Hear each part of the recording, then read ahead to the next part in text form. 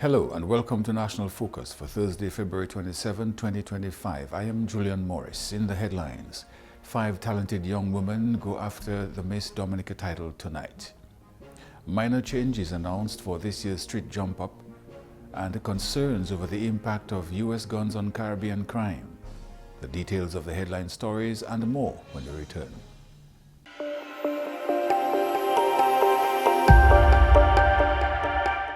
Welcome back.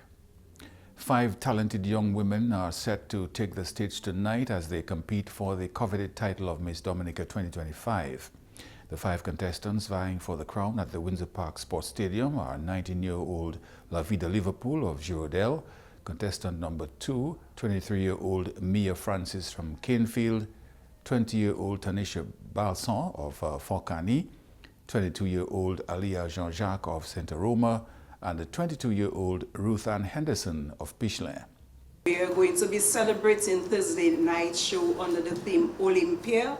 Why Olympia? Because we are celebrating our athletes, Thea Lafo in particular. So we are going to pass the torch. Miss Kiana Dyer will be passing the torch to the next Miss Dominica 2025-2026. And then the young ladies will also be escorted for the first time by some of our prolific sportsmen who has done great things for us throughout the year. She encouraged the citizens to come out and show support for the young ladies. So this year we're going to put a little tweak onto the show, so we just want to ask you all out there, the viewers out there, to just come celebrate with us, celebrate Miss Dominic 2025. Come support the 5 young ladies. They've put themselves forward to celebrate our culture, celebrate our mass. So we're just asking you to come and give them their support, and we are going to give you a show that you will enjoy and the one that you will talk about. Contestants will participate in 5 judged rounds, including question and answer, spectacular wear, talent, swimwear, and evening wear. Patrons can purchase tickets for standing room at $70, uncovered seating $85, and covered seating $100. The show begins at 8 p.m. Meantime, Carnival patrons who intend to be at the Miss Dominica pageant this evening are being encouraged to be there on time. Organizers say the girls are ready and the stage is set. Now we know that the most exciting part of the Miss Dominica pageant is the interview round. If you don't want to miss it this year, you have to be early because it has been switched. So this year, the interview round for the pageant will be the very first round. So those of you who like to come after just to look at the question and answer segment, you're going to miss it if you're not here at 8 p.m. So we have made this little change this year. Our interview round is first, and we are expecting our young ladies to be very relaxed after they have done that first round and just give us a fantastic performance throughout. There are some slight changes in place for Juve Carnival Monday and Tuesday. This year, we are allowing our electronic bands to come out a little earlier because we have given them numbers in order to ensure that we have a smooth parade at Juve with our electric band, because we know the number of persons who follow those bands, because Signal is going to come with maybe a 3,000 from the stadium, Triple K another 3,000 from the factory, and we have other bands who are coming out with another 3,000, so we want to ensure that everyone is comfortable and we have enough space on our streets in Roseau. So our electronic bands will be coming out from 6:30 a.m. this year. Juve ends at 10, making way for the youth mass at 11. From 11 a.m. we will also have our Old Mass Parade. So we have these 2 parades beginning at the same time. Okay? And as you know, our beginning points are from Kennedy Avenue onto Independence Street. So this is where our groups are going to come on. In the afternoon, we have our t-shirt bands. And we know that it's going to be fantastic. There are lots of surprises. And I know that the bands are coming out strong. So this year we have quite a number of t-shirt bands, and they will come out from 1 p.m. in the afternoon. And as you know, we end at 10 p.m. Once the police says it's time to go at 10 p.m. on Carnival Monday. On Carnival Tuesday, we begin at 11 a.m.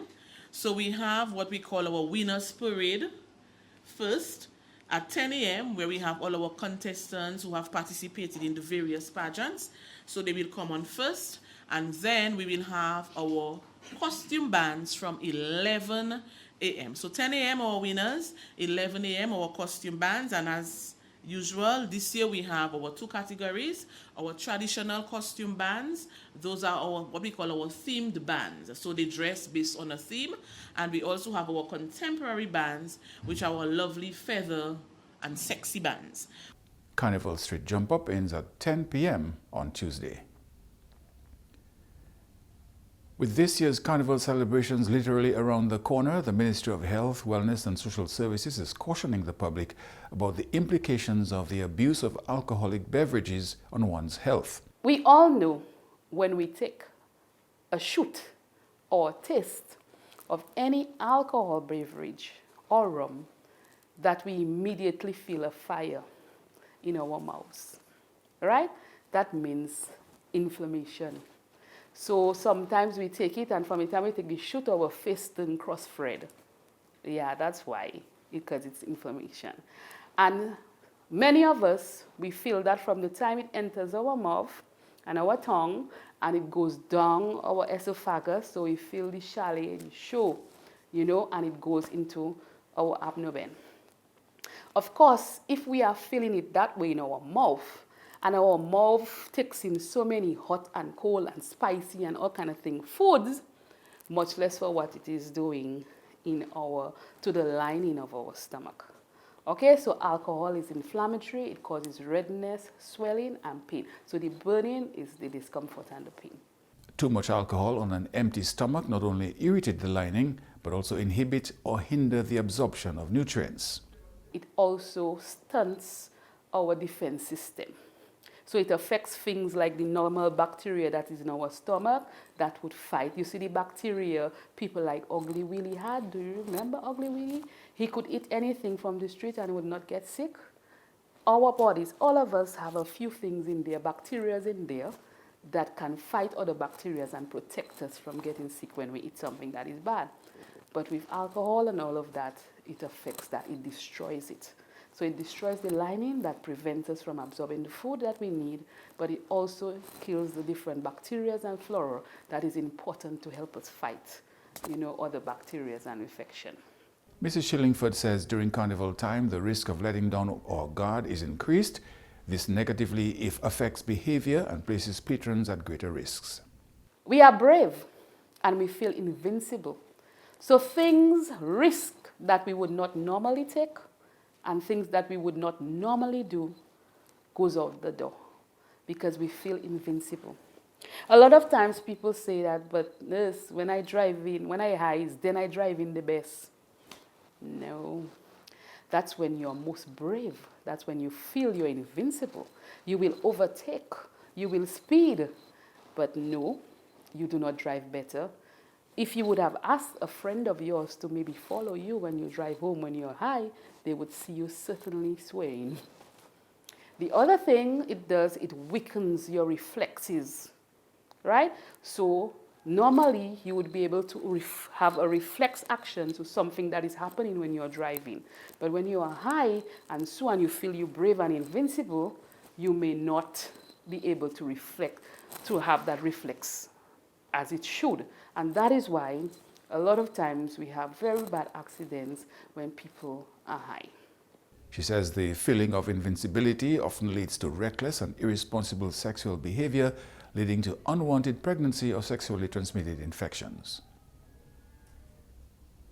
There has been a marked increase in the number of young people embracing modern farming techniques, agribusiness and agro-processing. From climate-smart agricultural initiatives to value chain enhancements, our young agripreneurs are proving that the future of agriculture in Dominica is bright and prosperous. Additionally, we have strengthened partnerships with local and international agricultural bodies, creating avenues for knowledge, exchange, training, and investment. Today, we stand proud of the resilience and determination of our young farmers and agribusiness leaders who continue to revolutionize the industry. Honorable Joseph says the vision remains the same, 700 million by 2030 to ensure food security, sustainability and economic resilience through youth-driven agricultural innovation.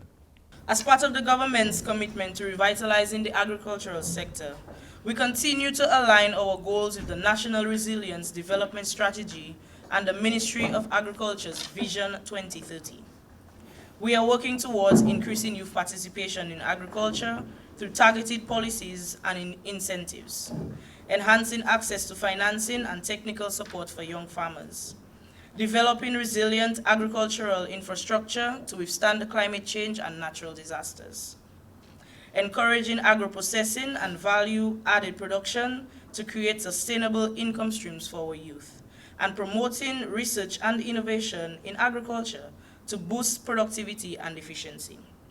She acknowledged some of the people and institutions responsible for the progress of Dominica's youth in agriculture. I take this moment to express heartfelt appreciation to Honorable Prime Minister, whose unwavering support for agriculture and youth empowerment continue to shape our nation's future. Minister Rohe for his visionary leadership and tireless efforts in strengthening the agricultural sector. Permanent Secretary Anselm for his dedication to policy development and implementation. Ms. Yanel Bruno for her commitment to youth in agriculture and program development. The current NAYA Executive and Committee for their outstanding work in mobilizing young people and advocating for change. The staff of the Ministry of Agriculture for their hard work and dedication in ensuring the success of our agricultural initiatives. And to all those who have paved the way for us today, we stand on your shoulders and we are grateful for your contributions. You are watching National Focus. More when we return.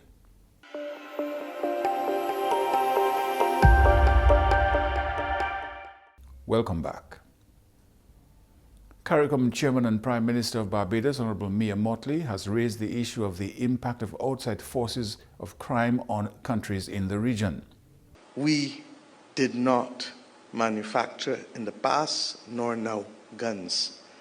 And the Secretary General of the UN has put it most appropriately in his speech. But suffice it to say, as I said on our own Independence Day in Barbados last year, we in this region are paying too high a price for the Second Amendment rights of Americans. And the reality is that we have come at this point with a George Bridge Declaration reached by heads of government in Guyana on the 25th of November last year that will allow us to address issues of strengthening our law enforcement, strengthening and reforming our criminal justice system, but above all else, treating crime as a public health disease and also ensuring that we create the opportunities for our young people so that they are not taken on that path that has led us in this region to have one of the highest homicide per capita rates, regrettably, in the world. She says regional leaders need to be able to forge forward and take on the challenges facing them together as one. If ever there was a time for us to make bare our hearts and our minds to each other as heads of government, it is at this point.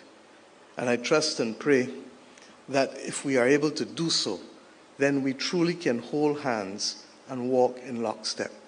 This is not a moment today for me for a lot of long talk or a lot of long speeches.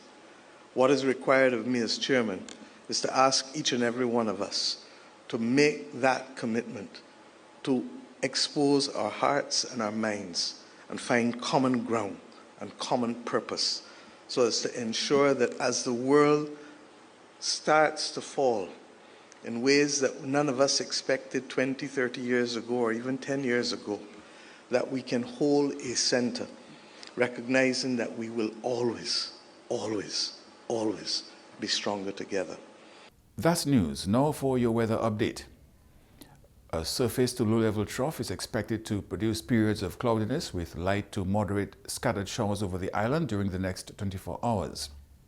Light Saharan dust is expected to linger in the atmosphere into Friday. Therefore, people with respiratory sensitivities are advised to take the necessary precautions to avoid complications. Seas are expected to be slight to moderate over the next 24 hours, with waves peaking near 7 feet on the northern, eastern and southern coasts and up to 3 feet on the western coast. An increase to 8 feet can be expected on Friday. And that's all for this edition of National Focus. Be sure to follow GIS Dominica on Facebook, YouTube and on Twitter. You can also drop us an email at gis@dominica.gov.dm. From all of us here on the GIS News Production team, I am Julian Morris. Thanks for watching.